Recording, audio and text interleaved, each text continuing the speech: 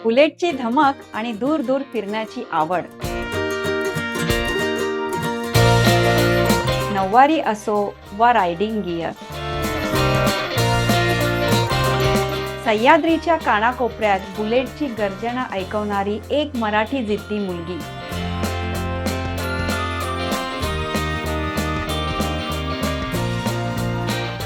गड किल्ले हा तिचा श्वास आणि बुलेट हा तिचा प्रवास. तर आज आपण भेटणार आहोत एक अशा जिद्दी बुलेट राणीशी. तर चला मग भेटूया.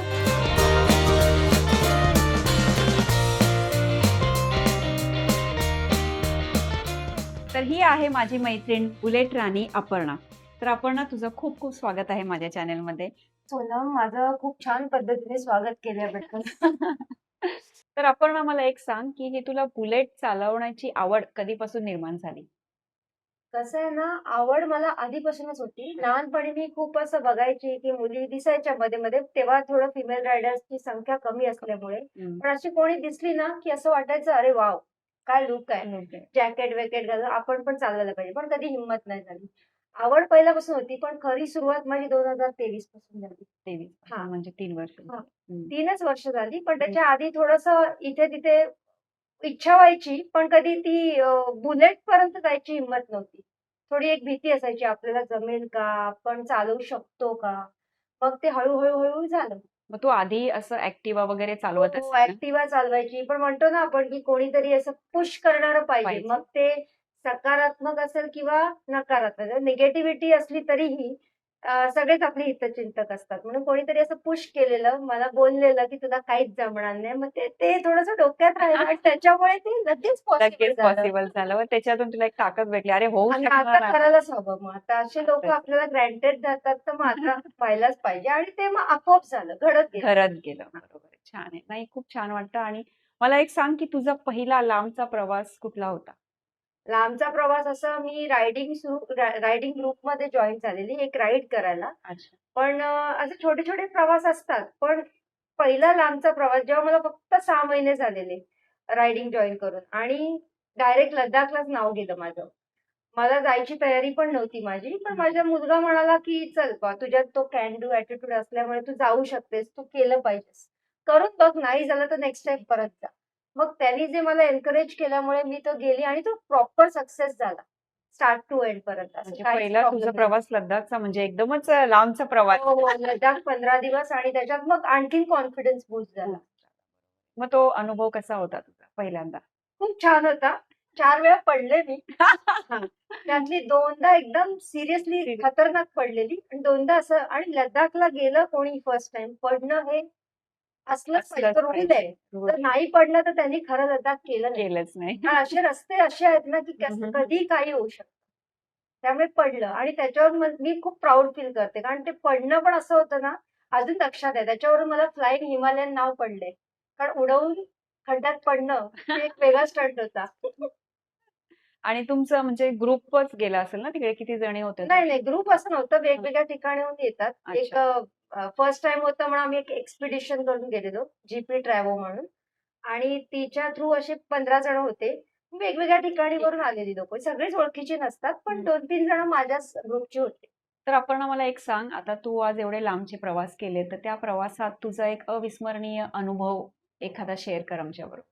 अविस्मरणीय म्हणजे अ, लास्ट मे महिन्यात 2025 ला हं. मी एक माझ्या डोक्यात अशी मोहीम करावंसं वाटलं मला. मला महाराजांबद्दल थोडंसं आहे. म्हणून मी असं म्हटलं, की हे आता गड-किल्ले संवर्धन जे चालू आहे, त्याचं आपण पण जरा एक मोहीम काढावी. तिकडचे प्रत्येक किल्ल्याला भेट देऊन आपण जरा त्यांचे ओपिनियन्स, त्यांचे ज्या ज्या काही चेंजेस काही व्हायला पाहिजेत तिकडे ते जाणून घ्यायला. म्हणून मी मे महिन्यात 10 किल्ले फक्त बेसपर्यंत, म्हणजे किल्ले पूर्ण नाही, फक्त त्याच्या बेसपर्यंत जाऊन ओपिनियन जाणून घ्यायची. आपले जे मॉन्युमेंट्स आहेत त्याच्याबद्दल त्यांचं काय मत आहे. तर तेव्हा तोरणा किल्ल्याला जाताना मला एक खूप अविस्मरणीय प्रसंग आला. कारण ती वाट चुकल्यामुळे मी दुसऱ्या दिशेला गेले, जिकडून पायवाट आहे तोरणा किल्ल्याची. आणि तिथे पार्किंग मला वाटलेलं पार्किंग आहे. पण तिथे पार्किंगचा स्टॉल पण टाळं मारलेला होता. म्हणजे दुपारचे 2:30 वाजलेले कोणीच नव्हतं. आणि प्रॉपर स्लोपचा रस्ता होता उभा. आणि समोरचं वरतून काय आहे पुढे ते दिसत नव्हतं असं होतं. तर मला वाटलं पुढे काय असेल म्हणून मी गाडी चढवली आणि त्यात कसं आपण आधीच प्रवास करून आल्यावर उन्हात तर थोडंसं डोकं गरम असतं आणि ती नेमकी गाडी वरती जाताना पुढे काहीच नव्हतं, की मी टर्नच घेऊ नाही शकत. रस्ताच नाही. असं झालं. ती पूर्ण भिंतच आली याची. भिंत पण नाही बोलू शकत, डोंगरच आला पूर्ण. टर्न नाही घेऊ शकत. ती मधल्या मध्ये बुलेट अडकून राहिली. आता मी ती स्टँडला पण लावू शकत नाही किंवा टर्न पण नाही घेऊ शकत डीप. तेवढं माझं वजन पण होतं. सामानाचं वजन खूप हॉर्न मारले, कोणी आलं नाही. मग शेवटी तर कसा तरी माझ्या बोलतात डोकं चालवून थोडंसं कसं करून जशी चढवली तशीच पायाने हळू-हळू, हळू-हळू 10 मिनिटं लागली मला.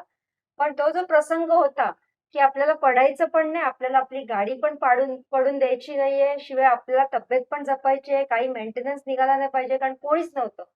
अक्षरशः अर्धा तास आपण म्हणतो एक चिमणी पण नाही दिसली मला तिथे आणि भर उन्हात. त्यामुळे तो प्रसंग होता. तो मी जेव्हा 10 मिनिटांनी खाली आली, तेव्हा मी आली बुलेट उभी करून, श्वास घेतला दीर्घ आणि मग तो चालायला एकदमच अविस्मरणीय असणार. कोणच नाही. जवळजवळ 10 किलोमीटर कोण नाही आणि त्या जागेत एवढं तोरणं लिहिलंय. पण तो चुकली वाट माझी म्हणून एक बाईक नाही, कोण माणूस नाही, कोणी नाही. म्हणजे त्यावेळेला जर मी पडली जरी असते किंवा काही झालं असतं, तर कोणी आलं नसतं मदतीला. असं. तर पण तो एक मला सांग, प्रसंग असा तू वाटला. एकटंच प्रवास हो, करते? एकटीच करते. म्हणजे मग आता सुरू केलंय. आधी ग्रुपनी पण करते. माझे ग्रुप पण खूप छान आहेत. पण लाँग आता राईड्स मी एकटीच करते. सोलो करणं जरा मला थोडा एक्सपिरियन्स घ्यायचा आहे त्यात. म्हणून सुरू केली. मग ते सोलोमध्ये तू असं स्वतःच्या सेफ्टीसाठी काय करते? म्हणजे आता एकटंच एवढा लांबचा प्रवास करणं. सेफ्टी म्हणजे ॲज इन त्यामुळे माझे आहेत काही प्रकार. मी माझ्या पद्धतीने एक स्प्रे स्प्रे. बनवते आणि तो मला हवा तिथे जागेत 4-5 असे ठेवते. जेणेकरून पटकन हाताला पटकन लागला हाताला. पाहिजे. बरोबर. कारण दुकानातल्या स्प्रेवर माझा विश्वास नाहीये. म्हणून असे स्प्रे बनवते की ते तू घरी बनवते? हो, घरी बनवते आणि लाल मिरचीचा. अरे वाह! त्यामुळे तो एक एक थोडंसं मनात एक राहतं, सिक्युरिटी आहे आपल्याला. हं, हं, हं. आणि असे सेफ्टी तर बरेच असतात. तुम्ही मग नाही कधी घेऊ त्याचा शकत. यूज झालाय का? एकदा झालंय. एकदा केलाय? हं, झालंय. चांगल्या पद्धतीने झाला, पण त्या स्प्रेमुळेच ते वेळ निभावली गेली. खूप थरारक अनुभव पण बोलू बोलू शकशील तू. शकते. म्हणजे थरारक अनुभव पण आलेत तुला. हो, हो. आलेत, आलेत. मला एक सांग, आता एवढा प्रवास करत असताना तुला असं कधी वाटलं, की बाबा आज माझी ताकद इकडे मला यूज झाली किंवा असं काय कुठला अनुभव? आता जो सांगितला ना मी, त्याच्यातच माझी त्याच्यात ताकद यूज झाली. कारण ते बरोबर, तुला ते तोंडाचा पूर्ण अनुभव खूप काढून. भयंकर होता. कारण मला सुचत नव्हतं उभी गाडी मागे कशी घ्यायची, साईडला कशी घ्यायची. कारण तेव्हा मग गेल्या तू खाली वर्षीची आल्यावर पण तिकडे कोणी नव्हतं? कोणीच नाही. मी जवळ-जवळ एक 5 किलोमीटर मागे आल्यावर एखादं कपल दिसलं मला. हां, हां, हां. ॲक्टिव्हा म्हणजे तिथे त्यावेळेला माहीत नाही तो महिनाच तसा असेल 12वीचा रिझल्ट होता त्या दिवशी मला अच्छा. आठवतं. हं, हं. रस्त्याला कोणी नाही आणि म्हणजे माहीत नाही काय झालं. कारण कोणच नाही दिसलं कोण? आणि त्या दिशेला पण कोणी नाही. कारण तो मागचा अ, डोंगरी रस्ता होता तो. त्यामुळे नसेल कोणी. नाही, पण तुझी हिंमत मानली पाहिजे. एवढं असून पण तरी तू परत ते पुढे कंटिन्यू केलं हो, असणार हो. तुझं. केलं. म्हणजे केलं. कोणी नसताना, कोणी रस्त्यावर दिसत नाहीये, तरी पण ती थांबली नाही. तरी पण ती म्हणजे ती हो. जिद्दच होती तुझ्या ह्याच्यामध्ये. मग तू ते किती 12 किल्ले कव्हर केलेस ना? नाही, तुला सांगितलं ते मे महिन्याचा अनुभव. अच्छा, हां. तेव्हा तो बेस माझ्या डोक्यात आलेला. तेव्हा अच्छा. हे युनेस्कोचे जागतिक वारसाचे किल्ले हे नव्हते झाले, डिक्लेअर नव्हते केले. त्याच्या पुढच्या महिन्यात जून 2025ला युनेस्कोने डिक्लेअर केलं हे जागतिक वारसाचे 12 किल्ले. मग माझ्या डोक्यात आलं, की हे आपण 10 केले असेच मोहीमसाठी. ते ठीक होतं. माझा तो एक अनुभव. पण आपण हे केले तर पण हे पूर्ण जेवढं आहे तेवढं एक्सप्लोर. प्रत्येक किल्ल्यावर जाऊन चालत. मग मी ठरवलं पण ते काय योग आला नव्हता. तो योग फेब्रुवारीला आला. अचानक निघणं झालं आणि ते व्यवस्थित अ, न काही इजा होता पार पडलं. त्याच्यानंतर तू मला वाटतं 12 ज्योतिर्लिंग आणि अष्टविनायक सुद्धा केलेत. 12 ज्योतिर्लिंग नाही, 12 ज्योतिर्लिंग मी करणार आहे. करणार आहे. हां, अच्छा. मी महाराष्ट्रातले 3 मेन ज्योतिर्लिंग आहेत. ते 11.25 तासात केले मोटरसायकलवर. मग त्याचा इंडिया बुक ऑफ रेकॉर्डमध्ये नोंद आहे. वाह! आणि 8 अष्टविनायक जी आपले टेम्पल्स आहेत देऊळं, ती मी 12.5 तासाच्या टाईममध्ये टाईममध्ये केली. हां. केलेलं. मग त्याचा एक दुसरा रेकॉर्ड आहे. म्हणजे पहिला अष्टविनायक, दुसरा ज्योतिर्लिंग आणि हा तिसरा किल्ल्यांचा पण रेकॉर्ड झालाय. 25ला ज्योतिर्लिंग आणि 26ला हे किल्ले. कारण ते हे जरा युनिक आयडिया झाली ती. गिरगावच्या शोभायात्रेमध्ये दरवर्षी अपर्णाचं काहीतरी वेगळा ना वेगळा लुक असतो. जसं ह्यावेळेस तू विठोबा रुक्मिणी असं केलं होतं हां. ना? यावेळी टिळकनगरला केलं. टिळकनगर. टिळकनगर असतंच त्याच्यात. हां. पण माझी एक आहे मैत्रीण, तिला घेऊन मी करते. ट्विनिंग असतं आमचं. पण दरवर्षी मी बघते तुझी ती पण एक मेहनत असते है ना, की काहीतरी वेगळं करायचं. म्हणजे तिच्या डोक्यातच ते आहे, की काहीतरी आपण वेगळं करायचं. पण मला एक सांग, तू आता एवढं प्रवास करते लांब-लांबचा, तर कधी तुला असं वाटलं नाही, की आपल्या मैत्रिणीला पण घेऊन जावं मागे हो, बसून? वाटतं. पण त्या मैत्रिणीला माझा टाइम पण ऍडजस्ट झाला पाहिजे. बरोबर. कारण माझे ना काही नियम मी फॉलो करते. एकटी गेल्यावर खाण्यापिण्याचं एक एक आपल्याला काळजी घ्यावी लागते. बरोबर. दुसरं म्हणजे टाइम लिमिट असते. आता मला माहित आहे मी एका वेळेला 500-600 सहज किलोमीटर चालू शकते. जसं मी लास्ट दिवशी तामिळनाडूवरून जिंजी फोर्ट करून निघाली.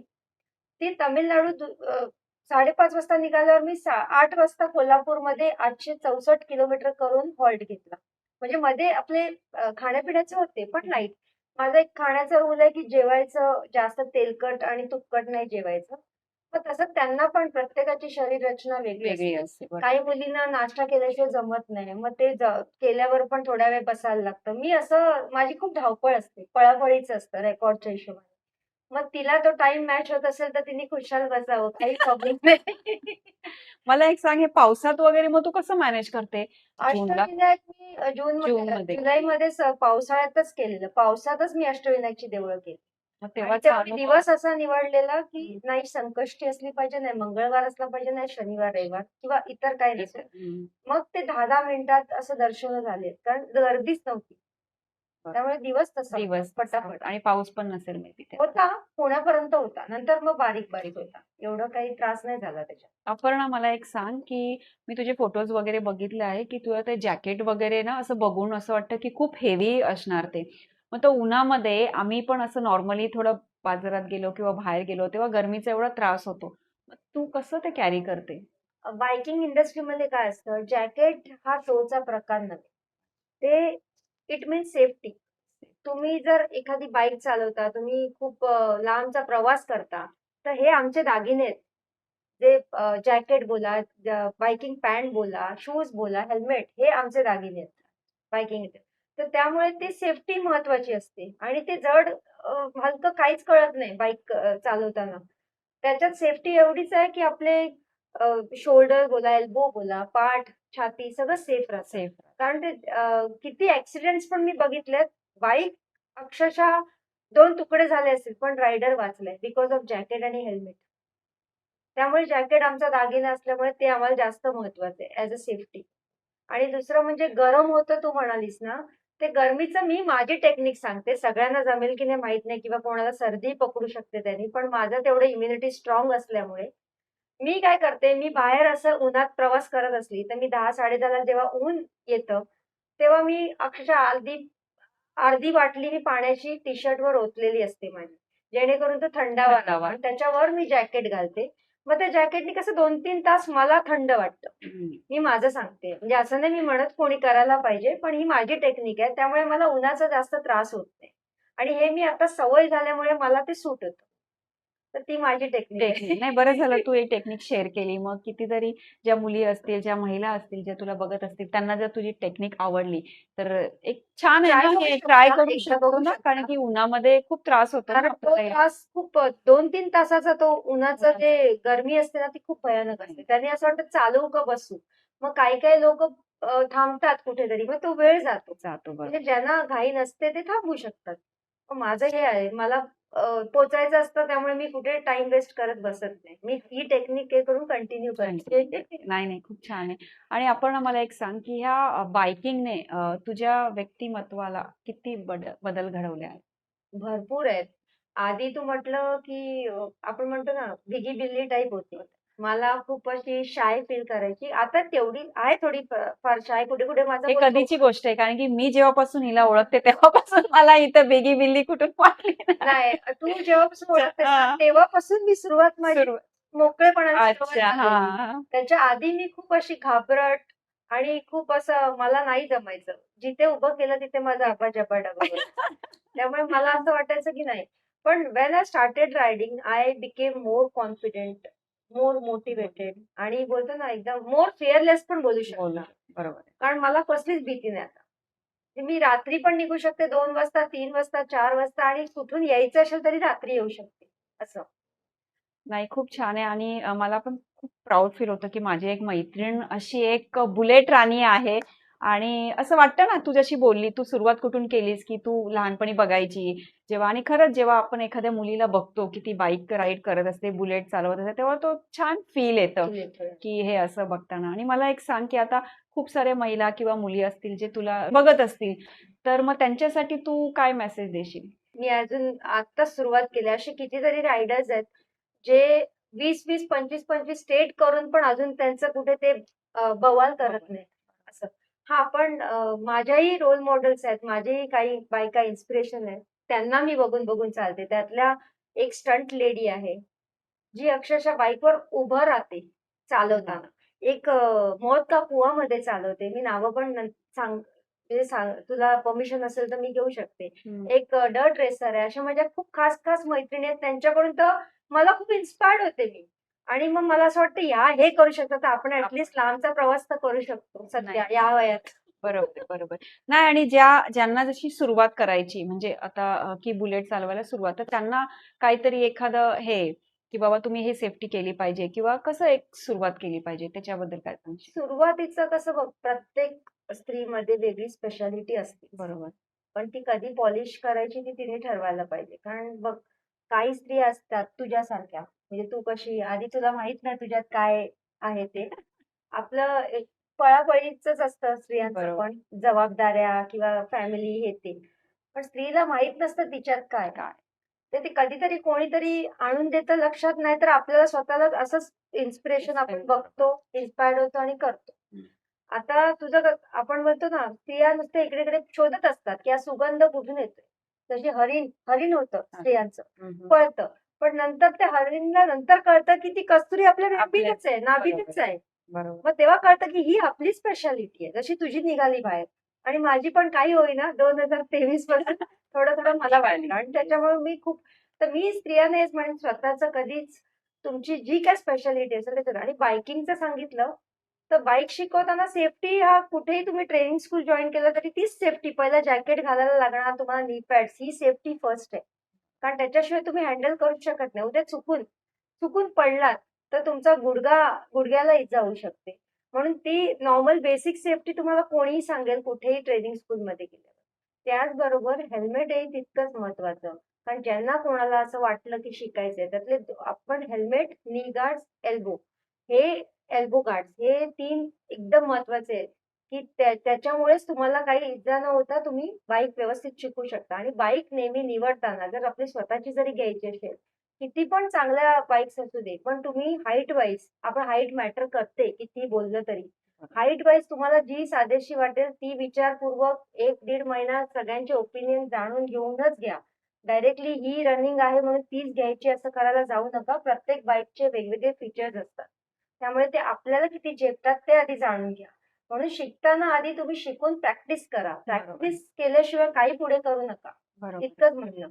आणि हेल्मेट घालायला कधीच विसरू नका. हो आणि महत्वाचं. अक्षरशः तुम्ही जवळ जा, लांब जा, गल्लीत पण फिरलात तरी हेल्मेट घालूनच जायचं. ही मोठी बरोबर. सेफ्टी आहे. बरोबर. अपर्णा मला सांग, की आत्ताची तुझी जी मोठी राईड होती, ज्याच्यामध्ये तू सगळे गड किल्ले कव्हर केले, तर त्याचा एक अनुभव सांग? ती 10 दिवसाची होती राईड आणि 12 गड-किल्ले सगळे सर केले. खूप छान अनुभव होता. अजिबात काही प्रॉब्लेम्स नाही आले. जर छोटे-मोठे आलेही असतील ते पण आपोआप सॉल्व्ह झाले. आणि खूप छान लोकं पण भेटली रस्त्यात आणि प्रत्येक ठिकाणी चांगला रिस्पेक्ट एकदम कॉपरेशन मिळालं. आणि मी रिस्पेक्टला जास्त महत्त्व देते. मला बाकी काही नसलं ना, तर एक रिस्पेक्ट खूप महत्त्वाचा असतो. त्यांनीच आपली नाती जोडली जातात. त्यामुळे अनुभव म्हणजे असा, की मी सेकंड डेला जेव्हा मी पहिला साल्हेर किल्ला केला. मग दुसऱ्या दिवशी खंदेरी केला. खंदेरीला पोहोचायच्या आधीच माझ्या बाईकचा सायलेन्सर तुटला. हा पहिला ब्रेकडाउन माझा. आणि ते ठल बेट असल्यामुळे तिथे त्या रस्त्याला कोणीच नव्हतं. पण मला आता पुढे पण जाता येत नव्हतं. मग काय करायला पाहिजे? सायलेन्सर खाली आलाय, आवाज करतोय, गाडी पळूच शकत नाही. मग समोरून एक ट्रॅक्टर येताना दिसला. हं. मग ते ट्रॅक्टर तो हात करते थांबत नव्हता. मग मी मध्ये उभी राहिली एकदम आणि त्याला असा फिल्मी स्टाईलमध्ये थांबवलं. तो मला काय झालं? मी असं सायलेन्सर तुटलाय तर जरा तो म्हणतो मेन रोडला जायला लागेल. हं. तर मी बोलली ठीक आहे. तर कसं आणणार? मी बोलली माझी तशी पण गाडी फर्स्टच्या पुढे थांबणारच नाही. ढुकढुक आवाज येतोय. मग ट्रॅक्टर बरोबरच त्याच्याच स्पीडला मी स्पीडला. 2 किलोमीटर आली. त्याने एक रेफरन्स दिलेला तिकडे जाऊन माझं काम झालं वेल्डिंगचा. हं. पहिला ब्रेकडाऊन होता. हं. म्हणजे असे छोटे-छोटे छोटे-छोटे येतात. केस. पण ठीक आहे त्याच्याने वेळ पण गेला माझा. एका दीड तास गेला. पण ठीक आहे. मग खंदेरी नंतर त्याच दिवशी मी लोहगड केला संध्याकाळी. कारण डिस्टन्स कव्हर कमी. करण्यासारखा होता. हं, हं, हं. लोहगड 5ला बंद होतो. नेटवर 6 लिहिलेलं. मग मी 6 धरलं. तरी पण ठीक आहे. मला 1-1.5 तासात तो कव्हर करता आला. मग लोहगडला हॉल्ट घेऊन दुसऱ्या दिवशी मी शिवनेरी केला. शिवनेरीवरून निघाली. राजगडच्या पायथ्याशी आली. कारण राजगड तोपर्यंत संध्याकाळ झाली. हं, हं. राजगडवरून दुसऱ्या दिवशी सकाळी राजगड करून रायगडच्या पायथ्याशी तो दिवस एकदम माझा भयानक दिवस होता. जेव्हा मी राजगडवरून दुपारी नाही 4च्या सुमारास निघाली. रायगडच्या पायथ्याशी येईपर्यंत तो जो रोड होता आतला, घाटातला, बोरघाटच्या दिशेने आली. बोर ओके होता, पण जो महाडचा जो घाट आहे भयंकर काम चालू होतं. त्यामुळे जवळ-जवळ 10-12 किलोमीटर म्हणजे 25 एक किलोमीटर धरलं तरी चालेल, पण 10-12 किलोमीटर इतका भयानक रस्ता होता तो. मोठी-मोठी दगडी म्हणजे दोन्ही साइडला जंगल आणि त्याच्यात लाईट्स ऑफ केले तर आपलं बोट पण नाही दिसणार असं होता तो रोड एकदम. आणि तो अनुभव जरा वेगळाच होता. मी तसं मला घाबरायला नाही होत तसं. आता सवय झाली. पण बोलतो ना त्यावेळेला आपले फॉग लॅम्प्स किती पॉवरफुल असतात, त्याचा किती उपयोग होतो. का बायकिंगला लावतात, ते बाईकला का लावतात ते खूप महत्वाचे असतात. तो पण एक महत्वाचाच प्रकार आहे. की लाईट्स काही लोकं त्यांना वाटतं की काय आहे जगमगाट. नाही. अशा वेळेला ते किती उपयोगी पडतात ते आपल्याला कळतं. त्यामुळे असं कळतच नाही की आपण एकटे चाललोय रस्त्यावर. म्हणजे हा अनुभव पण चांगला असतो. मग तू 10 दिवसात ते सगळे किल्ले कव्हर केले. हां, मग तिथून दुसऱ्या दिवशी रायगड करून मग प्रतापगडला आली. मग प्रतापगड असं back to back Back to केले. 10 दिवस माझा रोजचे. फक्त त्यातले 2 दिवस 2-2 केले. बाकी सगळे 1-1 दिवसाला झाले. कारण इथून केला की दुसऱ्या त्या पायथ्याशी पोहोचणं गरजेचं होतं. नाहीतर सकाळी तो स्टार्ट करता येणार नाही. राजगड कोणी नव्हतं. राजगड पूर्ण जंगल मी 2.5 तास एकटीच चढत होते. कारण तिथे डायरेक्शन्स दिलेत. पण तरी पण असं होतं ना, की अरे कोणतरी पाहिजे होतं. पाहिजे. बरोबर. रायगडला तरी गाईड्स वगैरे असतात. प्रतापगडला पण भरलेला किल्ला आहे. पण राजगड आणि खंदेरी एकटीच. एकदम एकटी. म्हणजे जसं कोणीच नाहीये माझ्यासाठीच आहे. खूप छान एक्सप्लोर करायला मिळालं. आणि राजगडचा एक एक भयानक अनुभव होता, की तिकडे पद्मावतीचं देऊळ आहे. ते लास्ट आहे. तिथून लोकं बघून कदाचित जातातही. वरती एक बालेकिल्ला म्हणून आहे. तिथे ट्रेकर्स आरामात जाऊ शकतात ज्यांना सवय आहे. किंवा ग्रुपनी येतात ते एकमेकाला हात धरून जातात. मी तिथे एकटी चढली. अर्धावट चढली, अडकलेली पूर्ण. आता विचार केला पुढे चढताच येत नाही. असे मोठे-मोठे दगड होते, ग्रिपिंगच नाही. कसं जाणार? आपटलं तर जाऊ.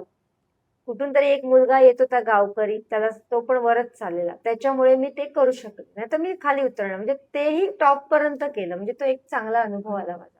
असं एक-एक करून बॅक टू बॅक केलं. सिंधुदुर्ग सोडल्यावर डायरेक्ट तामिळनाडू.